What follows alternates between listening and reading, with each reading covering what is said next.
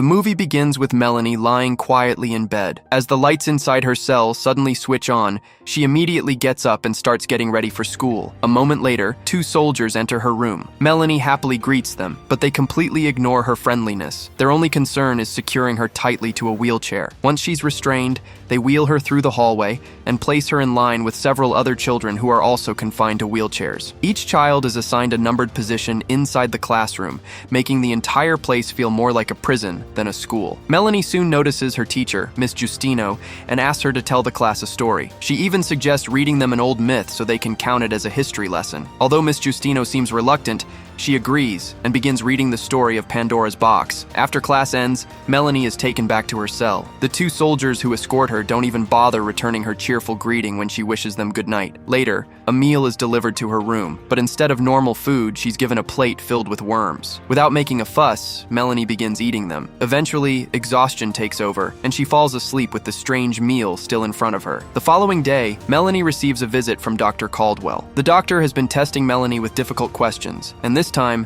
the girl has successfully solved one of the riddles she was given. Impressed by her answer, Dr. Caldwell gives her another challenge. She explains that this one is a logic problem and asks Melanie to solve the famous thought experiment known as Schrodinger's cat. Melanie struggles to find the answer. Instead of helping her, Dr. Caldwell writes something down about the girl's behavior. She then reads her own notes aloud, referring to Melanie simply as a subject. Before leaving, the doctor asks Melanie to choose a number. Without hesitation, Melanie gives her answer, 13. Later, the soldiers return to collect Melanie and the other children for another day of school. As Melanie is being pushed down the hallway, she notices something unusual. The cell marked with the number 13 hasn't been opened. When she reaches the classroom, she discovers that the same numbered spot is still empty. Miss Justino decides to give the children a writing assignment. She asks them to create a story, but the other children immediately become worried because they have no idea what they should write about. Melanie, however, has already started writing. While everyone else struggles with their blank pages, she fills several lines in her notebook. When Miss Justino asks if anyone wants to read their story aloud,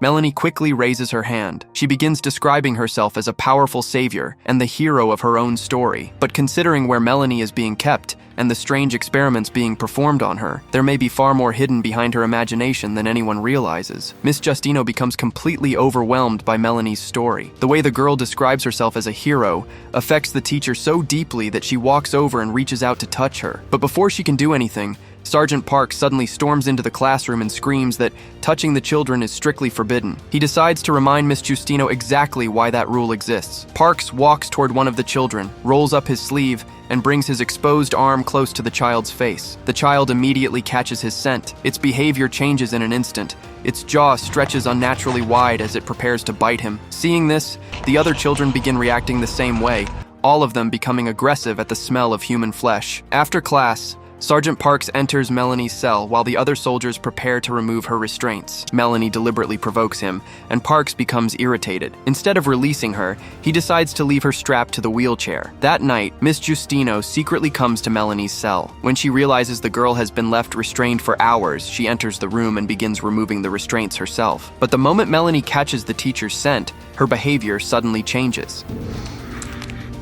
Just like the other children, Melanie begins to turn. Her body starts reacting to the smell, and she slowly moves toward the same violent state. But before the transformation can go any further, Melanie warns Miss Justino to get out. Later that night, Dr. Caldwell visits Melanie once again. The two talk for a while before Caldwell gives her another question. This time, she asks Melanie to choose a number. Melanie calmly answers 4. It's the same number written on the door of her own cell. The next morning, Sergeant Parks arrives to collect Melanie. He takes her out of the cell and wheels her into an elevator. But when the elevator doors open, Melanie sees something completely different from her usual routine. Gunshots echo throughout the facility. Soldiers are running everywhere, firing toward the fences surrounding the military complex. Something has gone terribly wrong, and Melanie has no idea what is happening. Parks quickly pushes her through another section of the facility and takes her into a laboratory. Dr. Caldwell is already waiting for them. She immediately brings up the question about Schrodinger's cat, but when Melanie doesn't give her the answer she wants, Caldwell explains the concept herself. The cat inside the box can be considered both alive and dead at the same time. Then she reveals the disturbing reason she has been asking Melanie this question. She says Melanie is just like the cat, alive and dead at the same time. Before Melanie can doesn't fully understand what she means, another doctor injects a sedative directly into her arm. Within seconds, Melanie loses consciousness. The doctors place her on a metal slab and restrain her tightly, but Melanie wakes up much sooner than they expect. Just as the doctor prepares to cut into her, Miss Justino suddenly rushes into the laboratory. She tries to stop them from hurting Melanie, but the situation quickly becomes tense. After a few desperate words, Miss Justino manages to convince the teacher to lower her weapon, but the moment she does, Miss Justino is hit with pepper spray and collapses. The soldiers immediately move in and arrest her. Dr. Caldwell then explains the horrifying truth. They aren't simply planning to dissect Melanie, they are using her body as a potential source for developing a vaccine. Miss Justino is dragged away as alarms suddenly begin blaring throughout the facility. Caldwell orders the other doctor to close the laboratory shutters, but before she can secure the room, something crashes through the glass. A zombie attacks her and begins biting her relentlessly. Caldwell reacts instantly, killing the creature, but in the struggle, she accidentally cuts her own hand. The other doctor watches in horror as the infection begins taking hold of her. She starts transforming. Realizing she may be next, Melanie manages to escape the laboratory before the transformation is complete. Inside the lab, Melanie is left alone with another zombie. Strangely, the creature doesn't attack her. Taking advantage of the moment, Melanie grabs a scalpel and uses it to cut through her restraints. Finally free, she walks out of the laboratory. What she sees outside is pure chaos. The entire military complex has fallen apart. Zombies are running through the facility, attacking soldiers from every direction, while armed troops desperately fire back. Then Melanie spots someone she knows. Miss Justino is being beaten by several soldiers. Melanie's expression immediately changes. Without hesitation, she runs toward them. The soldiers try to stop her, but Melanie attacks with terrifying strength. She bites and kills both of them before collapsing from exhaustion. Miss Justino survives. When the chaos finally settles around them, she finds Melanie lying nearby. She quickly picks the girl up and carries her into a military vehicle. But with the entire facility overrun, one question remains. Where can they possibly go now? The zombies completely overrun the military complex as the vehicle carrying Melanie and the others speeds away. For a while, they continue driving until they finally stop in the middle of nowhere. That is when Sergeant Parks and Kieran realize something unexpected. Melanie is still inside the back of the vehicle with them. Miss Justino decides to let her out. Dr. Caldwell immediately protests, shouting that releasing Melanie isn't Justino's decision to make, but it's already too late. Melanie runs a short distance away from the vehicle and suddenly stops. For the first time in her life, she gets a clear view of the outside world. Everything is completely unfamiliar to her. She simply stands there, taking in the open surroundings while the others remain near the vehicle. They try using the radio to contact other military outposts, but no one answers. Their calls disappear into silence. Caldwell becomes increasingly frustrated and orders the others to bring her test subject back. While Parks, Kieran, and Caldwell search the vehicle for useful supplies, they discover that there is barely anything left. There's no food and no water. The only useful item they find is a special mask designed to help them approach and handle the infected children. With no support coming from the other outposts, Parks makes a difficult decision. He assumes everyone back at the military complex is dead, except for the infected children. Their only option is to head south toward Beacon. They strap Melanie into the gunner's seat and put the protective mask over her face before continuing their journey. Eventually, the group reaches a river to collect some water, but before they can safely leave, several zombies suddenly appear. The soldiers immediately open fire. A violent shootout breaks out around the vehicle, and during the fight, one of the soldiers is bitten. Parks doesn't shoot him right away. Instead, he waits to see whether the infection will take hold. Moments later, the soldier begins showing signs of turning. Parks knows what that means. He raises his weapon and kills him before he can become another zombie. As everyone rushes back into the vehicle, Parks notices that Miss Justino has brought Melanie inside with them. The sight makes him extremely nervous. Melanie, however, is more curious than afraid. She asks about the creatures they've been fighting. Caldwell explains that the zombies were once ordinary people. They became infected by a dangerous fungus that spreads through bites. Parks then tries to start the vehicle. Nothing happens. The vehicle is broken. Now their journey becomes even more dangerous. They have no choice but to continue on foot. Parks explains that they can take a a faster route through London, but it's also far more dangerous. Before moving, Parks and Kieran carefully survey the area they need to cross. The problem becomes obvious immediately. The streets are packed with zombies. Still, they have no other choice. The group prepares themselves and enters the city, knowing that one wrong sound could bring hundreds of infected people crashing down on them. As they move deeper into London, they encounter something terrifying. A huge number of zombies are lying motionless across the streets. They're asleep. The group carefully walks between the bodies, taking slow and silent steps. Everyone knows that waking even one of them could trigger a deadly chain reaction. Suddenly, Parks stops. They've reached a dead end. Before they can figure out where to go next, a zombie woman appears, pushing a baby carriage toward them. The group freezes. Caldwell slowly approaches the woman and manages to make her stop. She then looks inside the carriage. Something appears to be moving beneath the blanket. Caldwell carefully checks inside. But there is no baby. Instead, she discovers a rat inside the carriage. She lets out a startled scream. The sound immediately wakes the zombie mother, and then the real nightmare begins. The sleeping zombies around them start waking up one after another. The entire street comes alive. Parks and the others run for their lives as the infected swarm behind them. They race through the zombie-filled streets, desperately searching for somewhere they can hide. After pushing deeper into the city, they finally discover an abandoned hospital. The group rushes inside and quickly searches for a way to get higher up. Parks eventually finds an opening leading to another floor. One by one, they climb through it and reach the upper level. For the first time since entering the city, they have a place where they can catch their breath. But with thousands of infected still roaming the streets below, their temporary shelter may not stay safe for long. Justino and Kieran immediately leave the hospital to patrol the area, while Caldwell stays behind with Melanie. With the two of them alone, Melanie becomes curious about her past and asks Caldwell where she came from. Caldwell finally explains the truth. Melanie and the other children were discovered in a maternity ward inside a hospital. Their mothers had been infected with the deadly fungus while they were still pregnant. The infection eventually passed through the placenta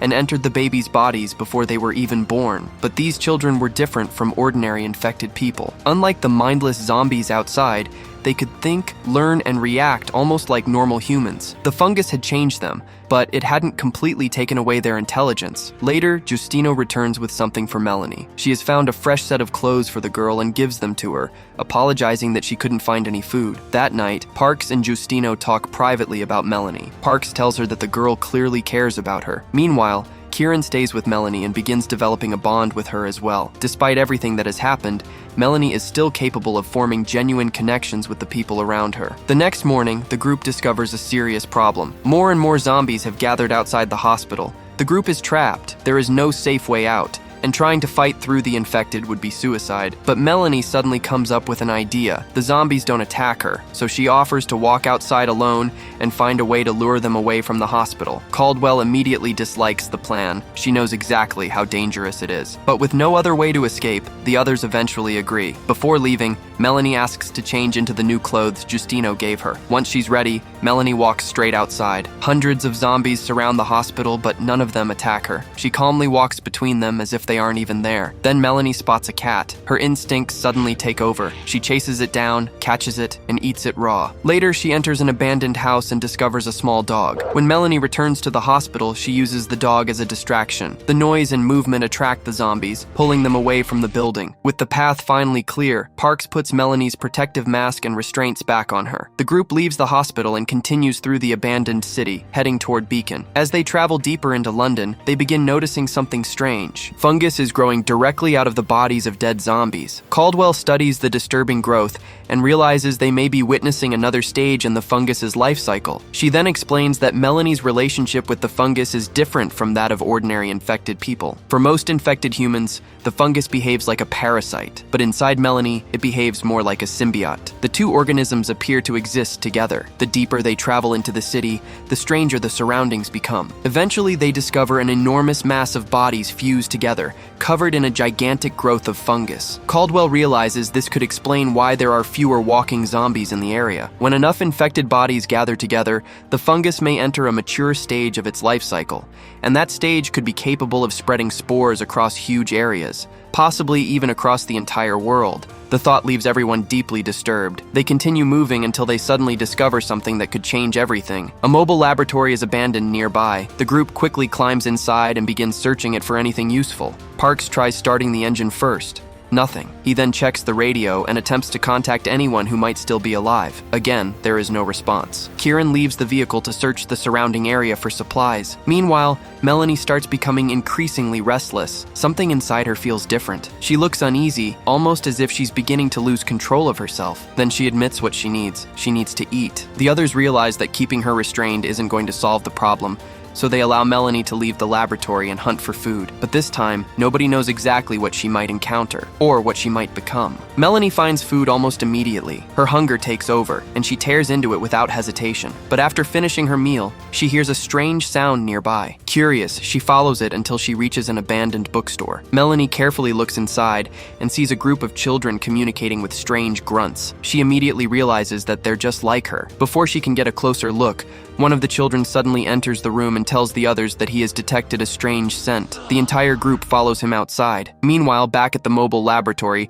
Caldwell's condition is getting worse. She tells Justino that she has developed sepsis. Even while she's seriously ill, Caldwell continues thinking about the vaccine. She reminds Justino that Melanie's brain and spinal cord are necessary to create it. Justino is horrified by the idea. Before they can argue any further, Melanie returns and tells them about the group of children she discovered. She is convinced they will eventually come looking for Kieran, and she's right. Kieran is walking through an abandoned street when he suddenly notices an unopened can lying on the ground. Then he finds another. Following the trail, he eventually reaches a store. He crawls underneath the partially closed shutter and slips inside. Once inside, Kieran starts eating the food he finds. While searching the store, he also comes across some old magazines and begins flipping through them. Then he notices something behind him. A little girl is standing there. Kieran turns around, startled. The girl silently lures him deeper into the store and toward the rafters. Before he can understand what's happening, more children begin appearing around him. Then their leader arrives. The children attack Kieran together. At the same time, Melanie leads Parks and Justino toward the store. She can smell Kieran, just like the other children were able to smell him. When they finally reach the building, they rush inside. But instead of finding Kieran alive, they discover his body lying there, partially eaten. Melanie immediately understands the truth. The children didn't just use Kieran as bait. They were setting a trap for all three of them. The group quickly rushes outside,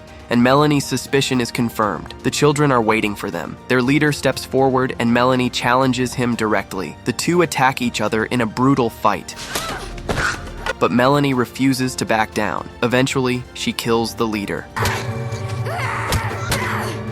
With their strongest fighter defeated, the other children recognize Melanie's strength. She has proven that she is stronger than all of them. Now Melanie is able to protect Parks and Justino and lead them safely back toward the mobile laboratory. But when they arrive, something feels wrong. The laboratory door is already open. They carefully step inside. Suddenly, a strange gas fills the room. Melanie, Parks, and Justino are overwhelmed and lose consciousness. When Melanie wakes up, she finds herself being pulled toward the operating table. Caldwell is preparing to perform the procedure that will supposedly create the vaccine, but Caldwell suddenly stops. The pain from her infected hand has become unbearable.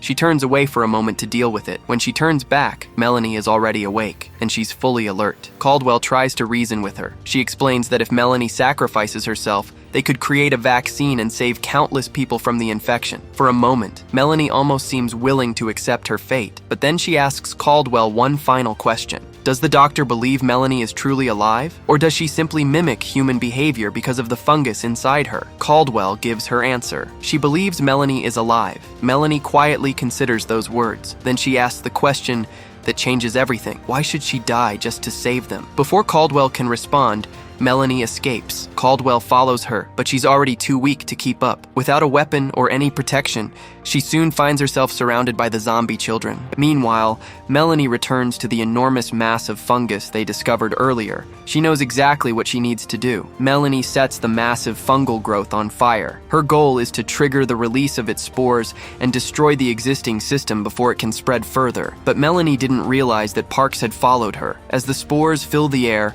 Parks becomes infected. He begins transforming. Melanie watches helplessly as the infection takes control of him. Knowing what is about to happen, Parks asks Melanie to shoot him before he completely turns into one of them. She is forced to face the painful reality that even someone who cared about her may not survive this world. Later, Justino wakes up inside the mobile laboratory. The sealed room has protected her from the spores. She slowly realizes what Melanie has done. Time passes. Eventually, Melanie returns, and when Justino sees her, it's clear that the world has changed. In the final moments of the movie, Justino brings out a whiteboard and begins teaching once again. But this time, her students aren't ordinary children. Through the laboratory window, the zombie children sit quietly and listen to her lesson. And standing among them is Melanie. She is no longer the frightened girl who was strapped to a wheelchair inside a military facility. She has become their leader. The children follow her, and Miss Justino continues teaching them as if this strange new world is their classroom. Melanie has survived the experiments, the infection, and the collapse of the old world. And perhaps the most unsettling part is that the future of humanity may now depend on the very creatures it once feared. Thus, movie ends here. Make sure to subscribe and turn on notifications so you can watch more videos like this.